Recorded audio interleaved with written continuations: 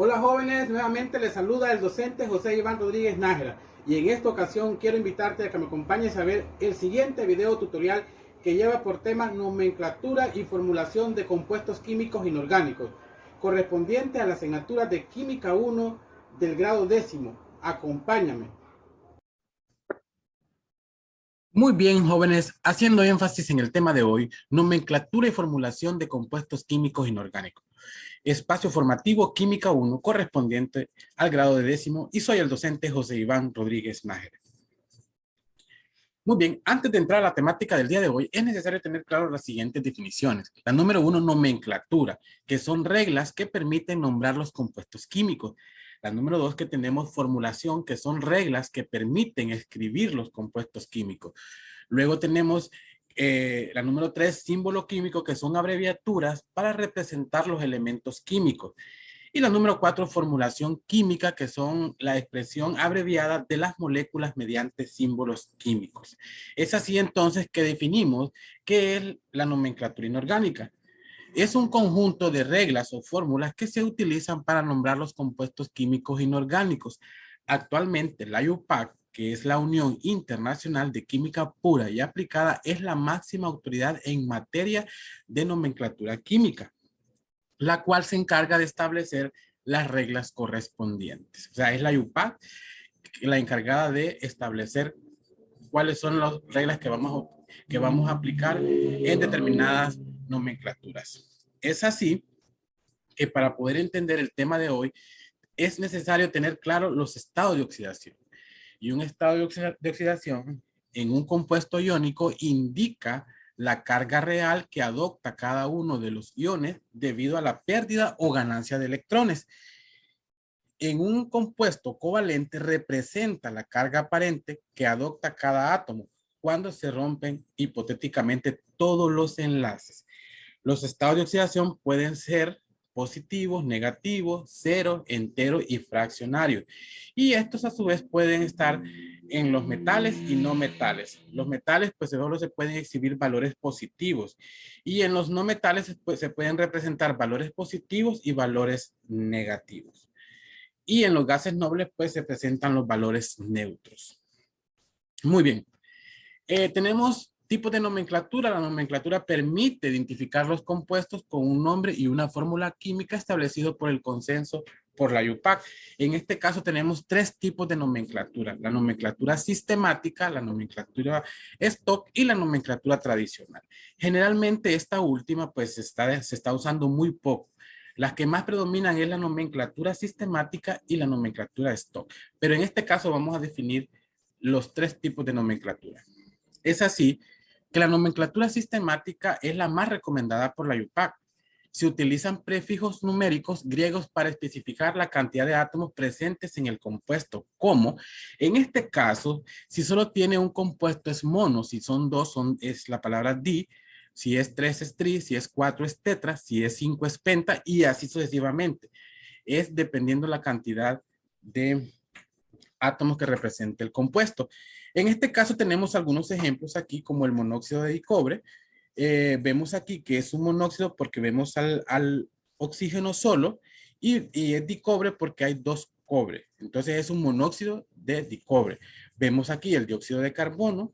Vemos que es dióxido porque hay dos.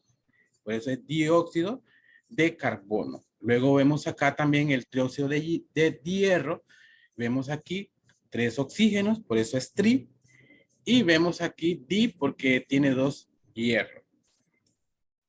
Muy bien. Ahora definamos lo que es la nomenclatura stock. Pues esta nomenclatura es especialmente útil para el caso de los elementos con más de una valencia. Se indica la valencia del elemento metálico y no metálico en números romanos y entre paréntesis. O sea, el número de valencias. En este caso, el hierro tiene 2 y 3 valencias. Tal es el caso del ejemplo aquí del óxido de hierro. Vemos que entre paréntesis va en números romanos el número 2. Y vemos el segundo ejemplo del óxido de hierro, 3, y vemos aquí entre paréntesis el número romano en 3. Es importante recalcar eso, que el hierro posee 2 valencias y sus valores son 2 y 3. Por eso nos da el ejemplo. Luego hablamos de la nomenclatura tradicional, pues esta consiste en añadir un sufijo al nombre del elemento según con el número de oxidación con el que él actúe. Un ejemplo aquí claro es el cloruro sódico o de sodio. Vemos el cloruro ferroso y aquí vemos su fórmula, y vemos el cloruro férrico y aquí vemos la fórmula. Pero aquí en este cuadro, en esta tablita, podemos ver más detalladamente la nomenclatura tradicional y cómo la podemos aplicar. Aquí nos habla de la posibilidad del número de oxidación y la terminación. Por ejemplo, en este caso, si es 1, la terminación es ico. Si es 2, la posibilidad del número de oxidación, si es menor, termina en oso, y si es mayor, termina en ico. En el caso, si hay 3, la posibilidad de número de oxidación, si es menor, pues hipo-oso. Si es intermedia, es oso, y si es mayor, es ico. En el caso de 4, si es el número de oxidación es menor, es hipo-oso. Si es intermedio, es oso. Y si vemos acá, si es mayor, pues termina en per-ico. Estas son las terminaciones según la posibilidad de números de oxidación. Es así que las funciones químicas inorgánicas son 4. Entre ellas están los óxidos, bases, ácidos y las sales. Definimos entonces los óxidos. Los óxidos son compuestos binarios, se forman con 2 átomos y el anión es el oxígeno. Pero los óxidos se clasifican en 2, óxidos básicos y óxidos ácidos. Los básicos son combinaciones del oxígeno con un metal. Ejemplo, el óxido de calcio, y aquí vemos la fórmula.